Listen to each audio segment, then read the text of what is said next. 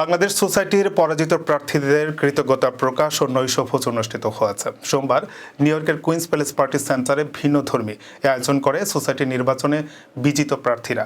বিগত সময়ে রুহুল জাহিদ প্যানেলের প্রতি আস্থা রাখা এবং সোসাইটি পরিচালনায় সর্বাত্মক সহযোগিতা করায় বাংলাদেশ সোসাইটির সদস্যদের কাছে কৃতজ্ঞতা প্রকাশ করেন তারা।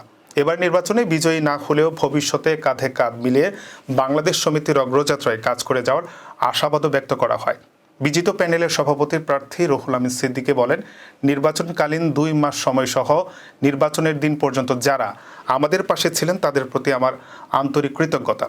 আপনারা আমাদের জন্য নিরলস শ্রম দিয়েছেন, এ ঋণ শোধ হওয়ার নয়। বিজিত প্যানেলের সাধারণ সম্পাদক প্রার্থী জাহিদ মিন্টু বলেন, বাংলাদেশি কমিউনিটির কল্যাণে আমরা অতীতেও কাজ করেছি, ভবিষ্যতেও সে ধারাবাহিকতা অব্যাহত থাকবে। বিগত সময়ে যারা আমাদের প্রতি আস্থা রেখেছেন, আমাদের সহযোগিতা করেছেন, সে আপনারা নতুন কমিটিরও পাশে থাকবেন, নতুন কমিটিকেও সহযোগিতা করবেন। অনুষ্ঠানে বক্তারা বলেন, নির্বাচন হলো একটি গণতান্ত্রিক প্রক্রিয়া। নির্বাচনের মাধ্যমে যেই জিতুক তাকে মেনে নেওয়া এবং অভিনন্দন জানানোর মনোভাব সবার মাঝেই থাকা উচিত।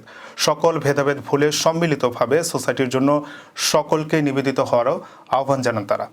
বাংলাদেশ সোসাইটি নির্বাচনে অংশ নিয়ে পরাজিত হওয়া রুহুল জাহিদ প্যানেল কৃতজ্ঞতা জ্ঞাপন পর্ব শেষে এক নৈশভোজের আয়োজন করেন। উপস্থিত সকলে এই নৈশভোজে অংশ নেন। রুহুল জাহিদ প্যানেল আয়োজিত এই কৃতজ্ঞতা নৈশভোজ অনুষ্ঠানে বাংলাদেশ সোসাইটি নবনির্বাচিত কমিটির সভাপতি আতর রহমান সেলিম ও সাধারণ সম্পাদক মোহাম্মদ আলী নেতৃত্বে প্যানেলের অন্যান্য সদস্যরাও অংশগ্রহণ করেন।